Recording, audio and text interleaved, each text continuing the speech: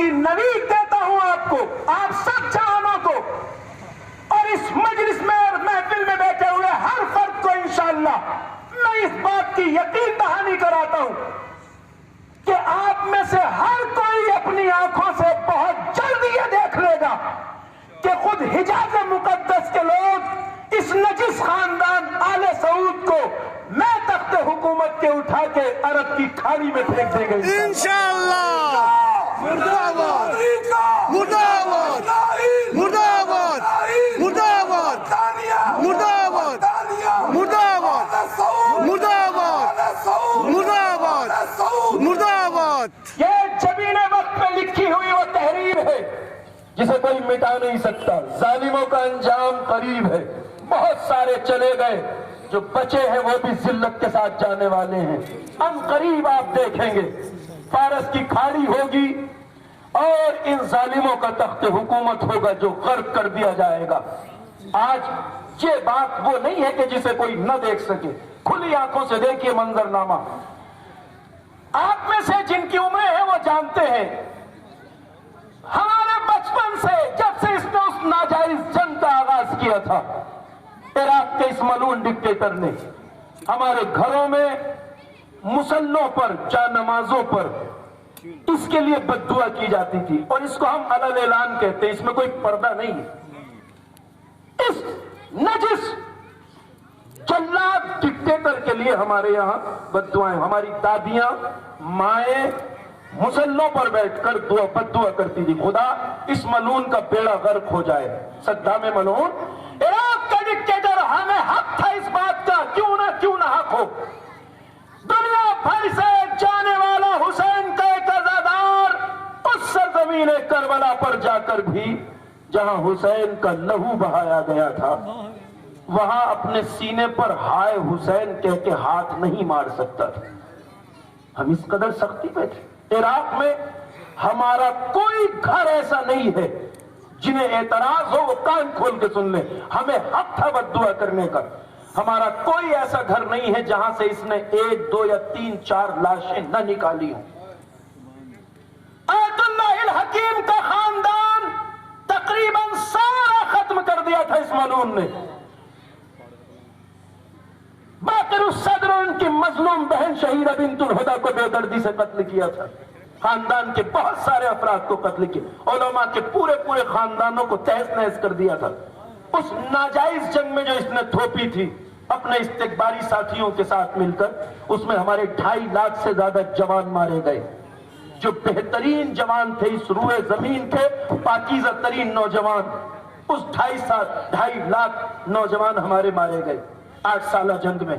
ہمیں حق تھا بد دعا کرنے کا، مگر ایک چیز آپ کو یاد ہوگی، ہم جب اس کے لیے بد دعائیں کرتے تھے تو عرصہ گزر گیا بد دعائیں کرتے ہوئے، کبھی کبھی مسلح پہ بیٹھے ہوئے یہ خیال آتا تھا کہ بار الہا اس ظالم کا بیڑا غرق کیوں نہیں ہوتا، اس کی بساط ظلم کیوں نہیں سمٹتی۔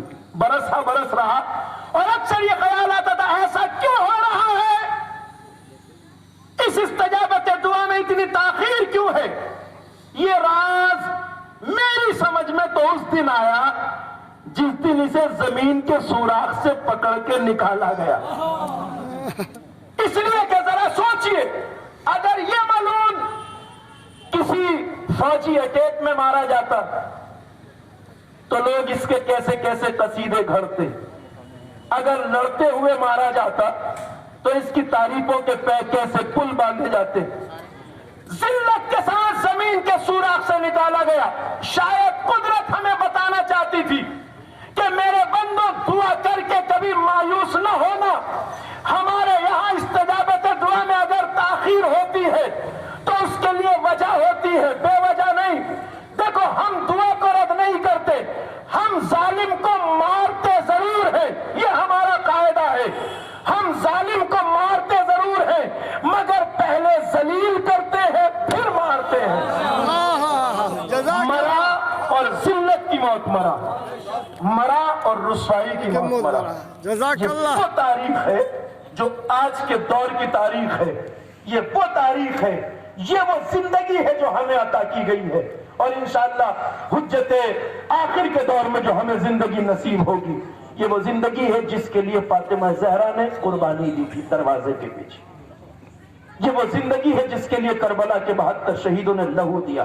آج اگر ہم دنیا میں عزت کے ساتھ کھڑے ہیں ظلم کے مقابلے میں، بربریت کے مقابلے میں، تو یہ ان قربانیوں کا صدقہ ہے. تاریخ اپنے آپ کو دہراتی ہے، زمانہ چلتا ہے. ہم اگر یہ ذکر سنتے ہیں تاریخ 1400 سال پرانی، تو ذرا ان مجلسوں کے لیے ایک اصول آپ یاد کر لیجئے. ہم یہ جو ذکر 1400 سال پہلے کا سنتے ہیں، مجلسوں میں ذکر جو ہوتا ہے وہ تقریباً 1400 سال پہلے کی تاریخ کا ہے نا سارا ذکر. تو آج ہم 1400 سال بعد اس دور میں یہ ذکر کیوں سنتے ہیں؟ ایک سوال ہے، ذرا سا غور فرمائیے گا. ایک بات آپ تک پہنچانا چاہتا ہوں. اگر ہم آج یہ سن رہے ہیں کہ بعد پیغمبر ولی خدا علی مرتضیٰ کو تنہا چھوڑ دیا گیا اس شہر مدینہ میں، کہ جس شہر مدینہ کا ہر انسان عظمت علی سے آگاہ تھا، وہ علی اتنا تنہا ہو گیا اس شہر میں کہ مدینے والوں کا سلام کرنا تو دور، کوئی علی کے سلام کا جواب نہیں دیتا. جب ہم یہ سنتے ہیں کہ رسول اللہ کی اکلوتی وہ بیٹی جس کے احترام میں رسول کھڑے ہو جاتے تھے، وہ دروازے کے پیچھے اور اس کے پہلو پہ جلتا ہوا دروازہ گرایا جاتا ہے. اگر ہم سنتے ہیں کربلا میں اتنے مظالم ہوئے، 3 دن کی پیاس میں شہدائے کربلا نے اپنی جانوں کا نذرانہ، تو ہمارے سن لینے سے کیا جو کل ہو چکا ہے وہ تبدیل ہو جائے گا؟ نہیں بدلے گا نا. جو حق خلافت علی ابن ابی طالب کا چھین لیا گیا ہے وہ اب واپس تو نہیں مل جائے گا، وہ تاریخ تو نہیں پلٹے گی. اب اگر علی تنہا رہ گئے تھے کل، تو وہ تنہائی اب برطرف تو نہیں ہو سکتی نا. کربلا میں جو جرائم اور مظالم ہوئے ان کی تاریخ تو نہیں بدل جائے گی ہمارے رو لینے سے. ہم اسے کیوں سنتے ہیں؟ اس لیے کہ یہ تذکرہ جو 1400 سال پہلے کا ہے، جب ہم سنتے ہیں ہمارے ذہن کی اسکرین پر یہ ایک منظر نامے کی طرح، فلم اور تصویر کی طرح چلتا ہے، اور اس میں ایک طرف وہ پاکیزہ ترین کردار ہیں کہ جن کی پاکیزگی اور طہارت کے سامنے فرشتے بھی سر تسلیم خم کرتے ہوئے نظر آتے ہیں، اور ایک طرف تاریخ انسانی کے وہ بدترین کردار ہیں کہ جن کی شیطنت کے آگے شیطان بھی پناہ مانگتا نظر آتا ہے. ان کرداروں کو دیکھتے جائیے اور اپنے زمانے کے حالات پہ نظر رکھیے. جب جب مرحلہ آئے، وقت بدلتا ہے، تاریخیں چینج ہوتی ہیں، مگر کرداروں کا مقابلہ اسی طرح چلتا رہتا ہے. ہم کل نہیں تھے مگر کل سے عبرت لیں. اگر کل ولی الہی اکیلا رہ گیا تھا تو ہمیں آنکھیں کھلی رکھنی ہے. ہم سے یہ سوال نہیں کیا جائے گا روز محشر کہ بتاؤ علی اکیلے کیوں رہ گئے تھے. ہم سے تو نہیں پوچھا جائے گا کیونکہ ہمارے پاس سیدھا جواب ہے، ہم تھے ہی نہیں. ہم سے سوال اس بات کا ہوگا کہ تم کل نہیں تھے، ٹھیک ہے، کل اللہ کا ولی تمہارے درمیان، امت کے درمیان اکیلا رہ گیا، مگر آنکھیں کھلی رکھو، ایسا نہ ہو کہ جس طرح کل امام اکیلا رہ گیا تھا آج نائب امام اکیلا رہ جائے. سبحان اللہ، جزاک اللہ. اکیلے نہیں چھوڑنا، ماشاءاللہ. اس مرجعیت کو تنہا نہیں چھوڑنا ہے. اس ولی فقیہ کو جو نائب امام ہے تنہا نہیں چھوڑنا ہے. آنکھیں کھلی رکھنے کی ضرورت ہے. اگر ہم نے اس میں کوتاہی کی، غفلت کی، تو ہمارا گریبان بھی اسی طرح پکڑا جائے گا جس طرح مدینے والوں کا گریبان عدالت تاریخ کے ہاتھوں میں ہے. تم بعد پیغمبر اتنے نامرد کیوں ہو گئے کہ ولی خدا تنہا رہ گیا اور تم خاموش گھروں میں بیٹھ گئے؟ تو یہ وہ چیز ہے جس کو سمجھنے کی ضرورت ہے. حالات پہ ان کرداروں سے کبھی مرجعیت کے مخالف اور وحدت اسلامی کو پارا پارا کرنے، یہ نعرہ بالکل واضح لفظوں میں لکھا ہے. سنی اور شیعہ اسلام کے 2 بازو ہیں، ان میں اختلاف پیدا کرنے والا نہ شیعہ ہے نہ سنی ہے، وہ امریکی ایجنٹ ہے. آنکھیں کھلی رکھو، آج بھی میں بتا رہا ہوں آپ سے. نہ تو امامے سے دھوکہ کھانا، نہ لباس سے، نہ لمبی داڑھیوں سے. جو اختلاف پھیلائے न शियत से ताल्लुक है न सुन्नियत से, वो इस्तेमार का आला कार है, एजेंट है। आंखें खुली रखो। देखिए एक बड़ी अजीब सी बात है, कल जब अली इतने अकेले थे एक शहर में, इतने अकेले थे शहर में, शहर मदीना में, कि अली को सलाम करना तो दूर, मदीने वाले अली के सलाम का जवाब नहीं देते थे। इतने अकेले होने के बावजूद जब एक मलऊन अली के पास आया अबू सुफियान, और इस बात को मैं इसलिए दोहरा रहा हूं, कल की तारीख सुनो, आज आंखें खुली रखो।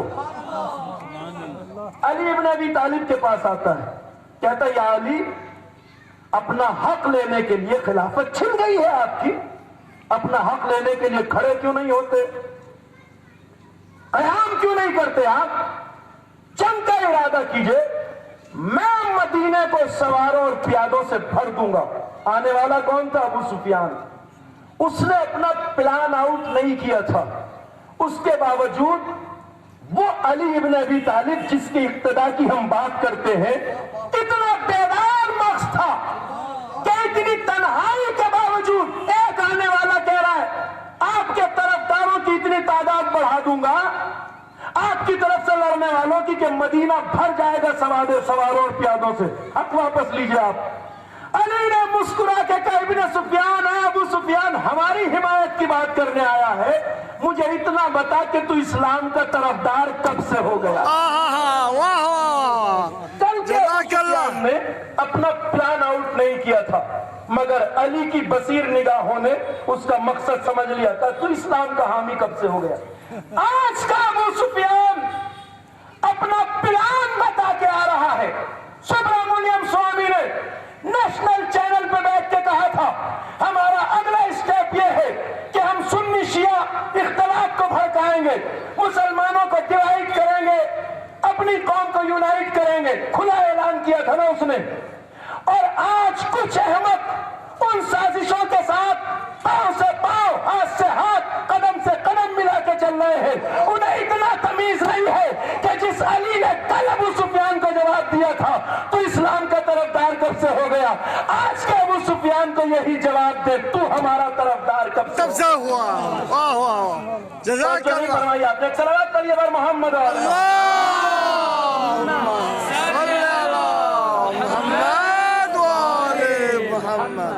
माशाअल्लाह, मरहबा मरहबा मौलाना, जज़ाकल्लाह।